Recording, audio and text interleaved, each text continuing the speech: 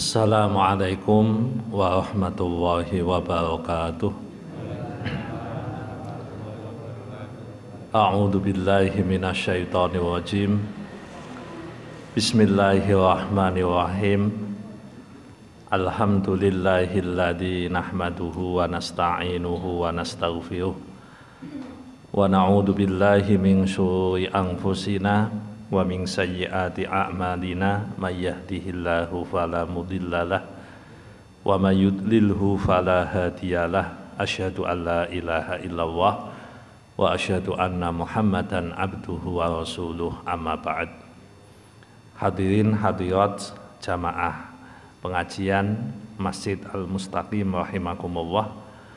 Pada kesempatan yang baik ini, marilah kita senantiasa memanjatkan puji syukur kehadirat Allah Subhanahu wa Ta'ala atas limpahan nikmatnya. Kita dipertemukan kembali di majelis yang insya Allah barokah dalam keadaan sehat walafiat. Salawat dan salam kita haturkan pada junjungan kita Nabi Agung Muhammad Sallallahu Alaihi Wasallam. Semoga kita semua kelak di yaumil qiyamah berhak mendapatkan syafaatnya. Amin ya rabbal alamin. Hadirin hadirat rahimakumullah. Niki kita masih melanjutkan hadis kedua. Tidak selesai-selesai, tidak apa-apa ya. Ini hadis kedua udah lama sekali. Nah, karena rukun Islam ada 5, rukun Islam ada 6. Nah, ini masih membahas tentang rukun iman. Kemarin kita membahas iman kepada para nabi atau para rasul. Kitab apa nabi kemarin? Kitab ya. Kemarin iman kepada kitab. Nah, sekarang iman kepada para nabi atau para rasul. Oke, supaya berkah ya kita baca potongan hadisnya dulu. Bismillahirrahmanirrahim. Saya potong ini hadisnya. Qala fa akhbirni anil iman. Qala an tu'mina billahi wa malaikatihi wa kutubihi wa rusulihi wal yaumil akhir wa tu'mina bil qadari khairihi wa syarrihi. Yang namanya iman adalah engkau mengimani atau mempercayai Allah, malaikatnya, kitab-kitabnya, para rasulnya, dan hari akhir, dan engkau mengimani takdir baik atau jeleknya atau buruknya dari Allah. Bapak Ibu, berkaitan dengan iman kepada Rasul. Rasul itu yang wajib diketahui jumlahnya ada 25. Dikatakan oleh sebagian ulama seperti yang disebut di kitab Kasyifatus Saja, bahwa di situ disebut jumlah rasul itu ada 314. Terus jumlah nabi itu ada 124.000. Nah, tentu riwayat ini masih perlu validasi. Karena riwayat ini ya sekedar riwayat. Kalau sekedar riwayat ya kita jadikan bahan tambahan ilmu saja. Wong kita ndak tahu jumlah pasti ini. Tapi yang jelas di dalam Al-Quran Allah menyampaikan walikulli ummati rasul. Tiap umat itu ada rasulnya. Tiap umat itu ada utusannya. Lah rasul itu apa toh? Rasul itu maknanya utusan. Sehingga kata-kata rasul di dalam Al-Quran belum tentu maknanya nabi. Belum tentu. Tergantung siyakul kalam. Contoh, suatu saat Nabi Ibrahim kedatangan 2 tamu laki-laki. Tamu ini masuk, betapa kagetnya istri Nabi Ibrahim, ternyata tamunya jalannya tidak ngambah bumi. Berarti kan sikile mboten apa? Kaget. Wah, sopo iki? Sampai di situ kemudian disambut oleh Nabi Ibrahim, lalu mereka cerita. Ini Rasul, saya ini Rasul. Maksudnya apa? Saya ini utusan Allah untuk menyampaikan kabar kepadamu bahwa saya akan menghancurkan kaum Sodom, umatnya Nabi Lut. Nabi Ibrahim protes. Loh, di sana kan ada Lut, kenapa engkau hancurkan? Itu perintah Gusti Allah. Mbok matur kalau Gusti Allah ngono. Akhirnya padu. Jadi ono malaikat padu kalih Nabi Ibrahim niku ya Pak malaikat dua itu. Nah, dua malaikat itu menyebut dirinya ini Rasul. Saya adalah Rasul. Malaikat Jibril datang kepada Nabi Muhammad juga disebut sebagai Rasul. Nah, Rasul-Rasul yang tadi kita sebut ini tidak yang dimaksud di hadis yang kita baca. Yang dimaksud di hadis yang kita baca ini adalah Rasul adalah seseorang yang diberikan wahyu oleh Allah, kemudian wahyunya diperintahkan disampaikan kepada umatnya. Jenenge Rasul. Jadi kalau sekedar pembawa berita itu tidak masuk kategori Rasul yang dimaksud di sini. Nah, mengenai Rasul yang wajib kita ketahui, karena para ulama juga menyampaikan ada 25, berarti kula jenengan ya kudu hafal. Mulane lagu anak-anak itu mestine wong tua-tua ya kudu hafal, aja anake tok. Adam, Idris, Nuh, Hud, Saleh, Ibrahim. Nah, jenengan hafal mboten? Jangan-jangan mboten hafal. Anak-anak TK kon ngapal ke? Mbae ora hafal. Padahal jenengan kan wajib iman. Loh, ini rukun iman loh, ini kita bicara tentang rukun iman. Pokok iman salah satunya adalah iman kepada Rasul. Lah bentuk iman kepada Rasul itu kan ada iman global, ada iman tafsil, terperinci. Lah iman terperinci itu mestine kudu jenengan apal nama-nama nabi, nama-nama Rasul yang memang sudah disebutkan dalam Quran. Jadi yang disebut 25 itu ada semua dalam Quran. Adam ada, Idris ada, Nuh ada, Hud ada, Soleh ada, Ibrahim ada, Lut ada, Ismail, Ishak, Yakub, Yusuf, Ayub, Syuaib, Musa, Harun, Dzulkifli, Daud, Sulaiman, Ilyas, Ilyasa, Yunus, Zakaria, Yahya, Isa, Muhammad. Nah, itu 25 ada semua itu di dalam Quran. Dan itu wajib kita imani semua. Malah kita menyampaikan la nufarriqu baina ahadim min rusulih. Jenengan nek tahlil la yukallifu kan enten ayat niku. La yukallifu Allahu nafsan illa wus'aha laha ma kasabat wa 'alaiha maktasabat. Tuh sadurunge ya. Amana rasulu bima unzila ilaihi min rabbih wal mu'minun kullun billahi wa malaikatihi wa kutubihi wa rusulihi la nufarriqu baina ahadim min rusulihi. Bahkan kami tidak membeda-bedakan salah satu nabi dengan nabi yang lain, rasul satu dengan rasul yang lain. Berarti kita wajib. Nah, dalam konteks ini saya ingin mengajak kita untuk mempercayai betul, meyakini betul, mengimani betul tentang Rasul yang terakhir. Karena kalau diterangkan siji-siji 25 kan suwi. Makanya kita sampaikan yang Nabi yang terakhir saja, yaitu Rasulullah Muhammad Rasulullah. Kan di Quran ada Muhammadur Rasulullah walladzina ma'ahu asyidda'u 'alal kuffari rahama'u bainahum al-ayah. Jadi Nabi Muhammad adalah Rasulullah. Nah, monggo kita kenali Nabi sebagai Rasul. Nabi sebagai Rasul. Muhammad sebagai Rasul. Karena Muhammad itu kan beliau menjadi apa ya, berperan menjadi dua peran. Pertama sebagai bashar, sebagai manusia biasa seperti saya jenengan. Jadi peran beliau sama. Makanya kalau ada orang yang melihat dari sisi basyariah semata, biasanya tertipu. Ada orang yang mengatakan, Muhammad itu kok ke pasar yo? Masa Nabi ke pasar?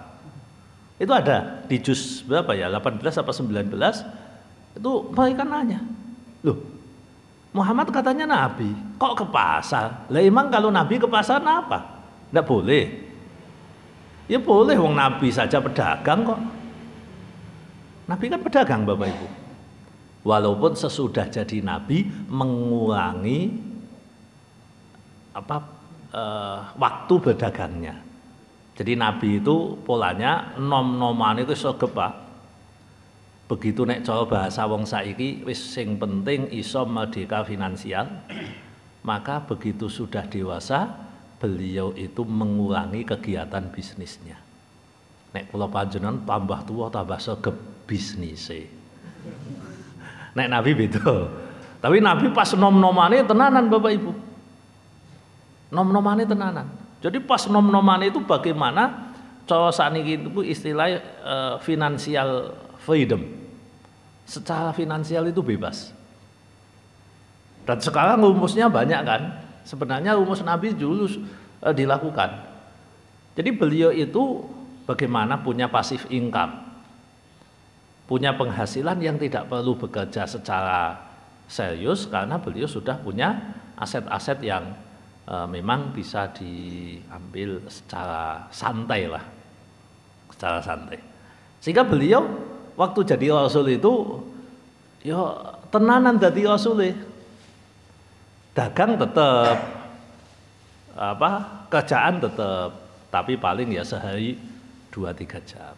Kalau saya melihat kiai-kiai dulu begitu. Jadi Mbah Yai saya itu kan juga dagang. Tapi mangkat dagangnya ya mungkin kalau jenengan nyebutkan apa tek niat. Habis ngaji pagi, sudah ngaji sholat duha. Sholat duhanya ya bukan 2 rakaat, bisa sampai 8 atau 12. Habis itu berangkat. Kan sekitar jam 9. Setengah 12 mulai ngimami sholat. Bar niku bar duhur tidur, bar asar ngaji meneh. Loh berarti mangkatnya kan 2,5 jam tok ning pasar. Dodol sepatu di pasar. Kula nate melu njaga ya paling sing payu ya 3, 4. Nah, kula nate dodol sepatu mulane. Adiles piye Pak? Anu ngerti lah. Jadi zaman niku. Jadi Bapak Ibu payu piye? 4, 5, enggak apa-apa. Untuk kegiatan, untuk ini. Karena apa? Secara finansial sebenarnya sudah freedom. Sudah bebas.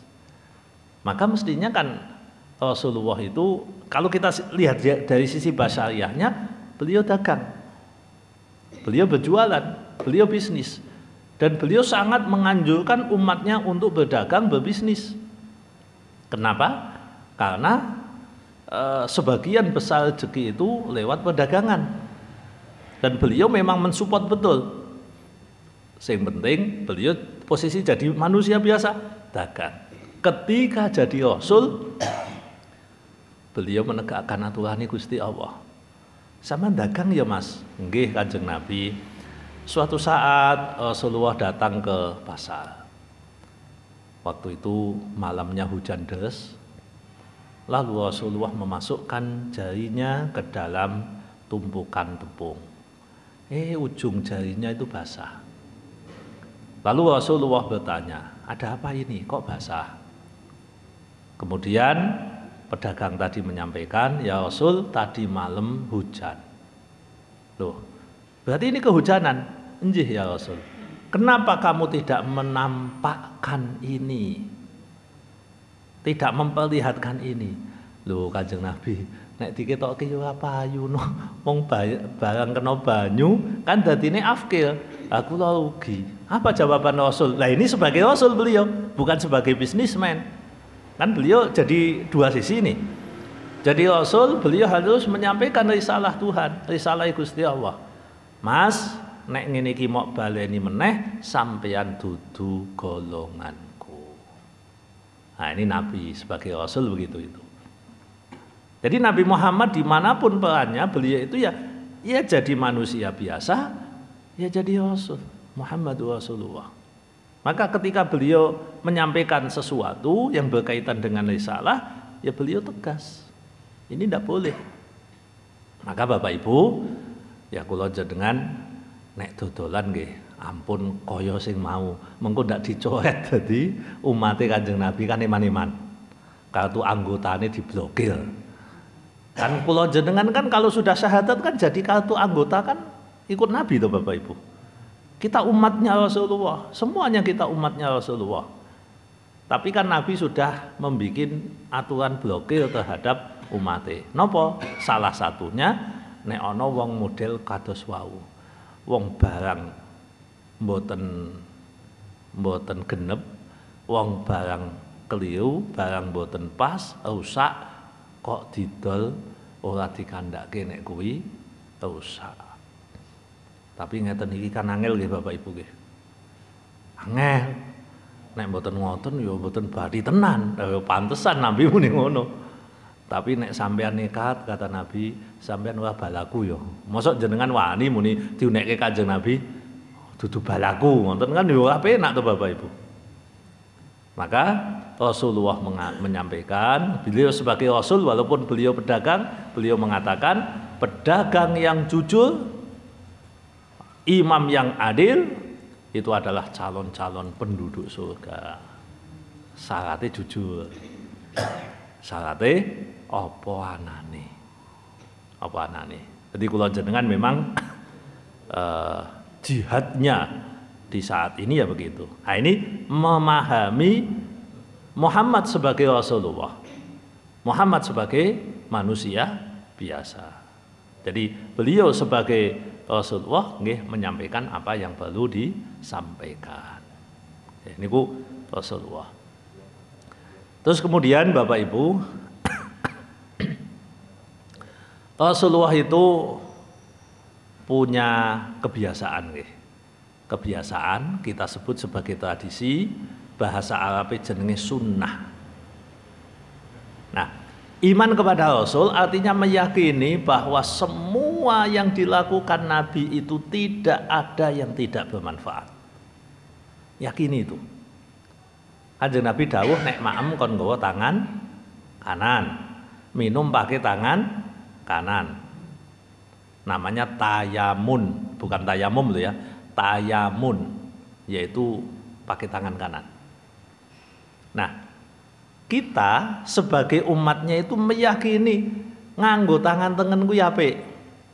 Walaupun kita tidak ketemu penelitian orang barat yang mengatakan ini. Wis wong barat meh muni ana apike napa mboten, kita imani yang dilakukan Nabi itu baik. Yang dilakukan Nabi, yang dicontohkan Nabi itu mengandung maslahat meskipun kita belum tahu. Makanya Bapak Ibu, kita berlomba-lomba ittiba'un Nabi, mengikuti Nabi sesuai dengan yang bisa kita lakukan. Sesuai apa yang bisa kita lakukan. Nabi itu kalau tidur, ya tidur ini tidak wajib. Jenengan anut Nabi ya tidak apa-apa. Tidak ya tidak apa-apa, tapi kita yakin nek anut Kanjeng Nabi mesti apik.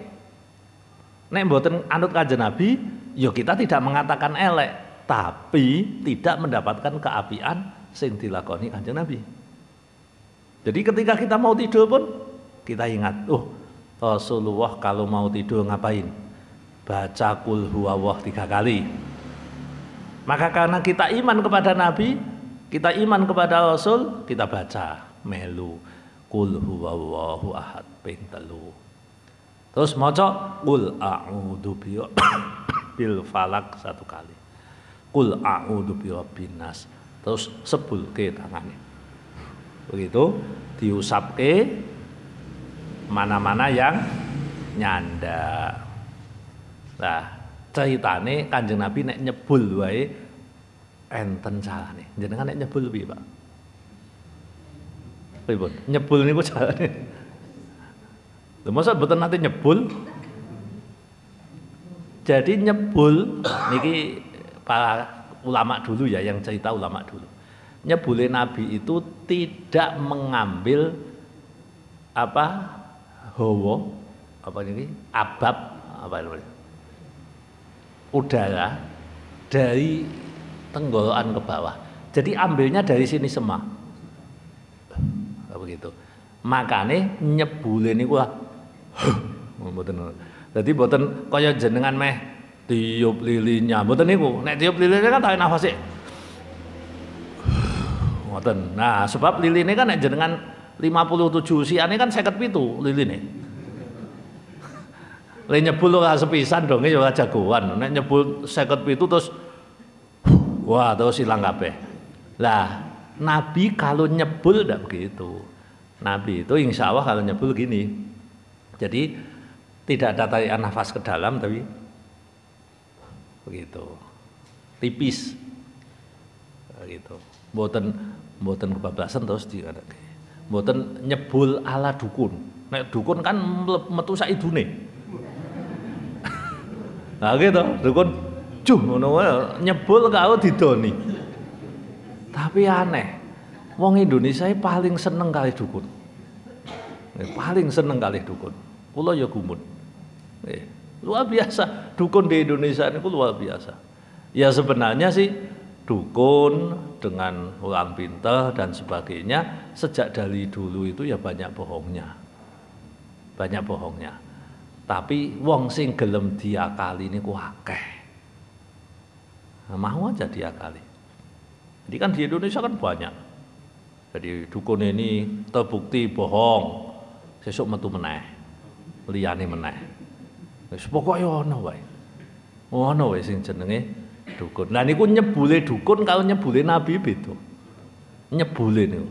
Nah, karena kita itu iman kepada Rasul, maka kita sebisa mungkin sekali lagi ini tetap terikat pada hukum. Kalau wajib ya wajib, kalau sunnah ya sunnah, kalau mubah ya mubah. Tapi kita sebagai pengikut Nabi itu sebisa mungkin sai-saisane anut lah.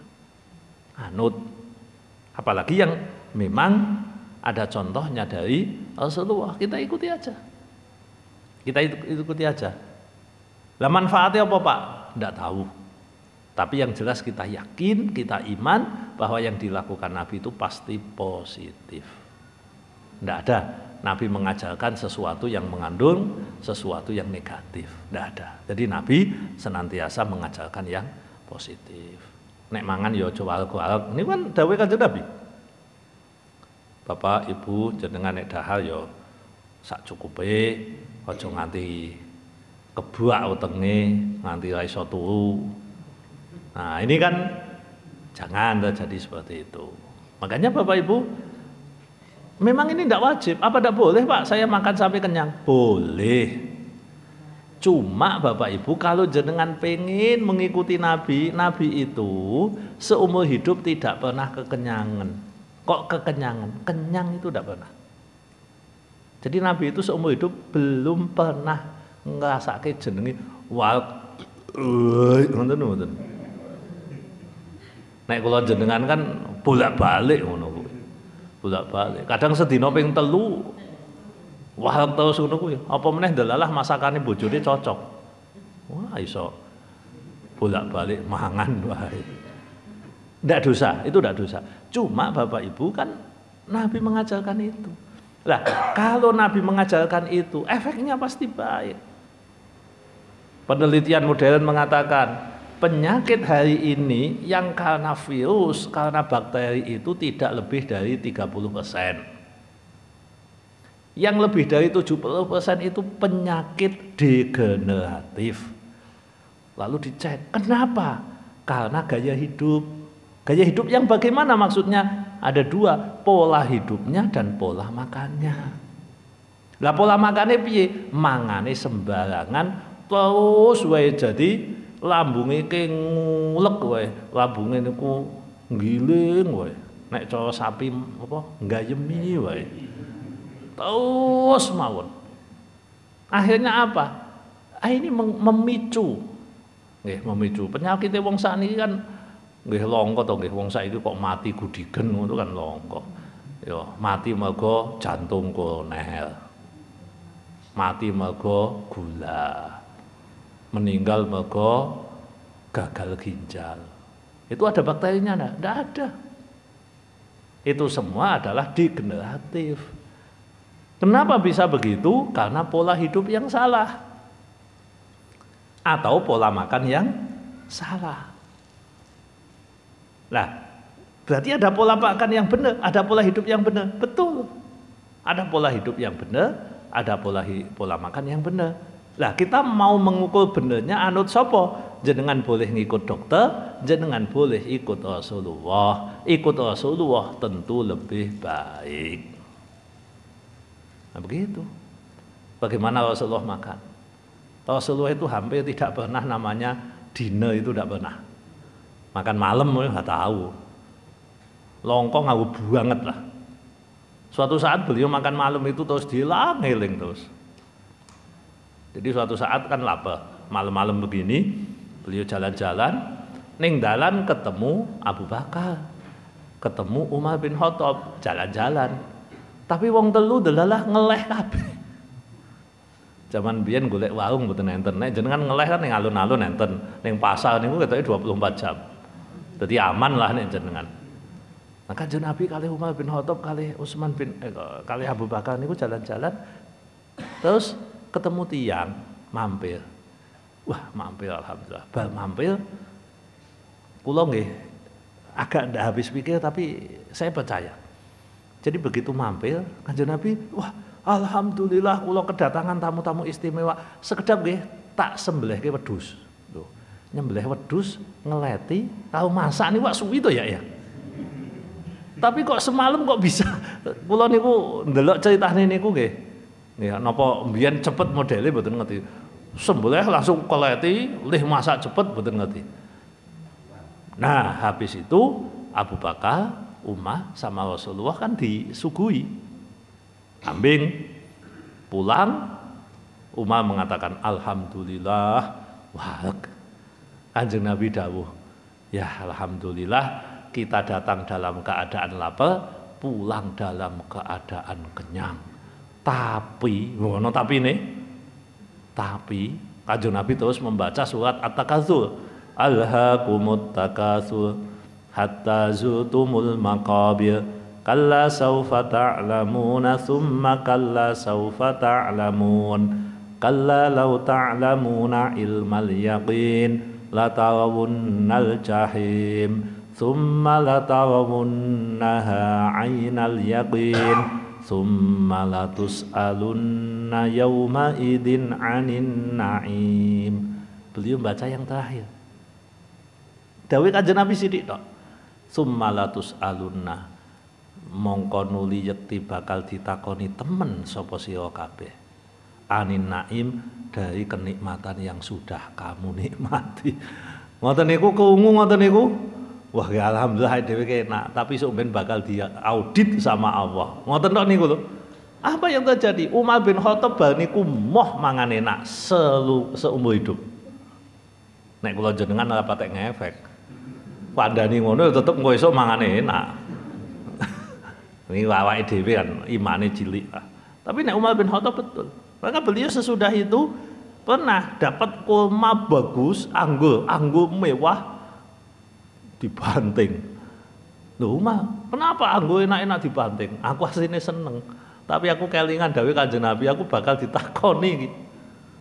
Ditakoni. Padahal ditanyai ya belum tentu jelek ya. Cuma kan beliau sensitif untuk urusan itu. Nah, jadi Bapak Ibu, iman kepada Rasulullah bentuknya salah satunya adalah bagaimana kita betul-betul bisa meneladani kebiasaan beliau. Mungkin tidak bisa 100% berat, tapi adalah satu atau dua yang kita istiqomahi. Kalau jenengan milih lah pundi sing saged yang bisa istiqomah. Umpamane prinsip saya tetap akan makan pakai kanan. Ora bakal ning ndi ora. Jenengan terus disugoi setik, kan bingung leh mangan. Iki garpune karo pesone tukoke ngendi iki leh mangan. Nah, aku pokoknya prinsip satu lah bakal mangan nggo kiwa. Ya wis to, garpune sisih tengen, pesone sisih kiwa, leh mangan nganggo sing tengen. Kula panjenengan mangan nganggo cendhok karo garpu.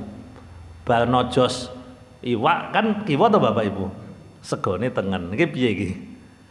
Bal mangan selehke garpune jikuk ngene. Nah, itu berarti jenengan punya prinsip. Aku meh istiqomah ora bakal mangan nganggo tangan kiwa. Loh, itu sunnah loh Bapak Ibu. Nah, melakukan sunnah itu adalah bagian dari mempercayai Nabi. Karena kita percaya, iman kan percaya. Karena kita percaya, maka kita itu husnudon. Oh, berarti sing dilakoni Nabi ku ya apik. Ya aku meh nglakoni, meskipun ora iso sampurna, tapi meh tak lakoni. Nah, termasuk dalam Rasulullah bertransaksi. Kan beliau transaksi itu kan selalu menyampaikan, transaksilah dengan baik, transaksilah dengan jujur. Ojo senengane ngakali, ojo senengane ngapusi, ojo senengane manipulasi. Beberapa waktu yang lalu kan saya ditanya, Pak, kula niku napa dodolan mobil ya cilik-cilik anak. Piyambake nek muni kula niku kaki 5 tapi dodolan mobil. Jadi terus cerita. Kula niku kan pasarane mobil bekas. Lah kula niku nek ajeng jual mobil niku kadang kilometernya wis dadi napa Pak? Diungkat, diapake jenenge? Ditarik mundur. Ya kan kadang kan mobil tahun 2020 kilometer ndah baru 8.000. Lah piyambake cerita, itu Ustaz 90% mobil sing ning ngene dealer kae sak ngertine kula niku wis dundurke. Lah kula nek tuku terus didol terus piye Pak Ustaz? Wah, berarti wis masuk iki. Dia pengen jujur, itu sudah bagus itu. Lah kula matur. Nggih sing penting jenengan matur mawon. Pak, niki kilometere 9.000, tapi iki wis dundurke Pak. Asline mbah kula ya ora ngerti. Dadi jujur. Lah mengko pelanggan bisa mengatakan, "Wah, nek ngono ya regane ora sakmono." Lah, kita deal masalah harga tapi kita cetake sik, Pak. Dadi kula entuke ya wis kaya ngene iki. Kula ngerti nek iki wis kaya ngene iki. Lah daripada jenengan ketipu, kan kula ngomong apa anane. Nah, sesudah ngomong apa anane baru kita deal harga. Harganya sekian. Monggo jenengan meh badi 5%, 10%, 50%, 100% silahkan. Sing penting jujur. Sing penting jujur. Nah, itu artinya kita mengimani Rasul dan mengaplikasikan betul bagaimana iman kepada Rasul, percaya bahwa Rasul itu mengajarkan siddiq, berkata benar, jujur, ya memang upaya begitu. Loh Pak, apa ndak boleh toh bati kathah entuk sing wae entuk ki ngapusi? Boleh ndak bati kathah Pak? Boleh. Sing wae entuk ngapusi. Wis ngapusi batine sithik kan rugi. Dunyane ra entuk akhirate remuk. Rugi. Itu yang jagoan itu yang kemarin malam Rabu ini tanya, Pak, kula niki termasuk ngapusi mboten? Lho ya mboten ngerti. Jenengan ngapusi napa mboten? Mboten. Kula niku tumbas barang tapi badine kathah. Terus ana wong muni nipu. Lah nipu dan tidak jenengan ceritane piye ceritane? Kula niku diparingi enten tiyang niku mbeto akik. Akike niku isine kados berlian. Nawake kula, Pak niki 1,5 juta payu mboten? Ya kula jawab, nggih pajeng. Tapi nek didol kalih kula ya kula tawar. Lah jenengan tawar pinten? 1,300.000. Dikaeke, oh diparingke. 1,300.000. Mun niki deal Pak, deal. Nawake dhewe, nakokke, terus dinyang. Kan jual beli biasa kan Bapak Ibu. Ndak ada tipu-tipu. Ndak ada tipu-tipu. Nawak kene wis 1,5 juta. Terus ndak ada seminggu didol payu 175 juta. Lah sing duwe keungu. Wah, kae nipu aku berarti wingi dituku 1.300.000. Lah kula jawab, nggih mboten nipu, dheke wae lah pinter adol kan ngoten. Wong nawake kita ndak hanya nawar, itu tidak tipu-tipu.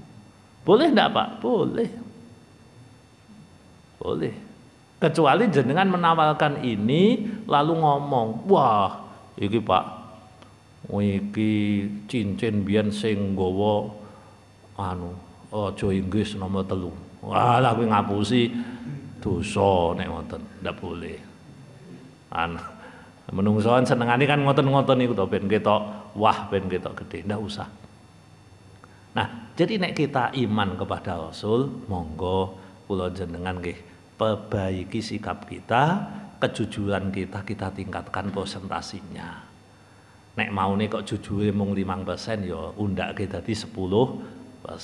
Syukur-syukur jujur kita ya nilainya minimal ya B ngoten lah.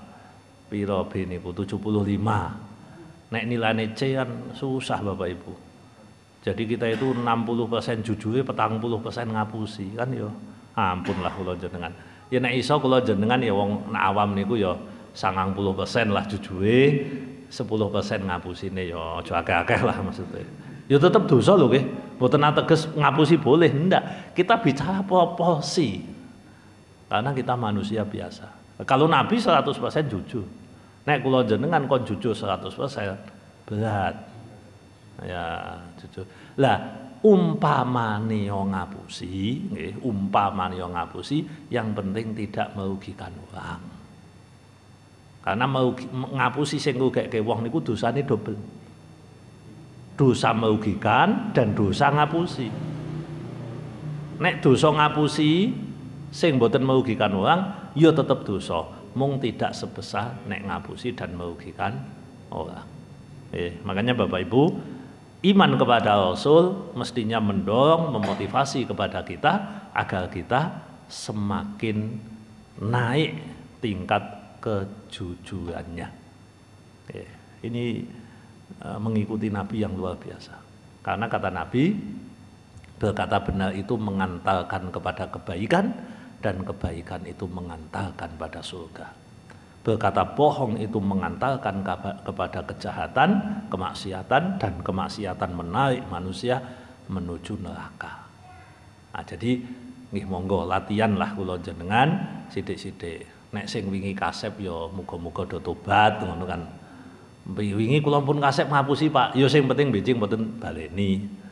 Nggih, nek mboten dibaleni kan berarti kula jenengan kan ada progres. Ada progres, ada perkembangan. Jadi imannya kepada Rasul itu membuahkan hasil, membuahkan buah. Ya, buahnya adalah kemampuan di dalam berlaku jujur. Memang abot Bapak Ibu, apalagi di dunia modern. Nah, yang terakhir berkaitan dengan iman kepada Rasul. Bapak Ibu, iman kepada Rasul bentuknya salah satunya adalah tidak usah membantah apapun yang disampaikan Rasul meskipun mungkin nalar kita tidak setuju. Mungkin nalar kita tidak setuju. Jadi tidak usah pakai bantah. Kalaupun kita belum mampu melakukan, udah tidak usah dilakukan dulu sambil niat suatu saat kita akan melakukan. Tapi tidak usah bantahi. Tidak usah mendustakan. Dulu itu banyak orang-orang Yahudi yang sukanya itu membantah Nabi, tujuannya nek dhek ora iso nglakoni ben ketok ana beneri ngoten. Manusia kan kadang begitu. Napa Pak atau ning masjid? Alah sing ning masjid itu padha wayu nyolongan. Kuwi golek beneri dhek itu maksudnya. Manusia golek beneri dhewe. Nah, jadi Bapak Ibu, kalau kita memang tidak mampu melakukan apa yang disunahkan Nabi, ya udah, ora usah cok kebablasan maksudnya. Contohnya, niku sering dadi polemik. Nek kula niku lebih baik kuat ya lakoni, iso ya lakoni, mboten ya ora usah bantahi maksudnya. Nuwun sewu, jenggot Nabi niku sunah napa bid'ah? Sunah toh. Kula jenengan ya ana sing nglakoni ana sing mboten toh. Kan ya apa-apa toh mboten nglakoni. Tapi nek jenengan kok ngunek-unekke sing nganggo jenggot, dianggap kaya wedhus, dianggap kaya niki, padahal itu jelas sunah Nabi ndak? Sunah Nabi. Semua ulama tahu bahwa itu sunah Nabi. Cuma ulama niku ana sing gelem jenggoten, enten sing mboten. Kan ngoten mawon. Lu kan sesederhana itu toh. Tapi kula jenengan ora usah. Terus kemudian dumeh kula jenengan wegah nglakoni, terus golek pembenaran, terus ngunek-unekke ngono. Wah, lah kaya wedhus kok, Pak. Kaya wedhus. Dan seterusnya ndak usah. Karena itu membantah. Dan kita fikih, jenengan ngaji fikih madzhab Syafi'i lah yang kita pahami. Jenengan ngaji kitab Sapinah, jenengan ngaji kitab Takrib. Niku kabeh pun dicethake kok. Ya monggo, kita tidak melakukan itu tidak dosa, memang lah dosa, kuwi hukumnya sunnah kok. Kan tidak apa-apa. Sunnah. Cuma nek niku cetha jenengan ngerti kuwi sunahe Kanjeng Nabi, kebiasaane Kanjeng Nabi, ya ora usah dibantahi karo dipoyoki. Ngoten maksude. Biasa mawon. Itu kan sebenarnya kan respon. Jadi ada teman-teman kita itu yang ekstrim, jenengan anggere ekstrim jenggoten, Pak. Anggere ekstrim itu delalah jenggoten. Terus awake dhewe kan wah aku ndak diarani ekstrim tak ora jenggoten. Kan donge ngono kan wis cukup Bapak Ibu. Lah delalah wong kono kuwi ngunek-unekke ora jenggoten ora anut sunah. Kan ngono to. Jenengan kan terus panas. Wah, sing ora jenggoten ora anut sunah. Karena dikatai begitu, jenengan panas akhirnya balik banggel. Ah, jenggoten kaya wedhus. Nah, wong loro padha gendenge. Sing kono ngunekke ora jenggoten kuwi bid'ah ya. Oh, mboten bener, sing jenengan merespon ya padha wae. Padha wae. Tapi kan kadang kita mencari pembenarannya begitu. Golek benere dhewe. Dadi ndak usah lah. Kula panjenengan nek didhawuhke Kanjeng Nabi ngono ora usah bantah.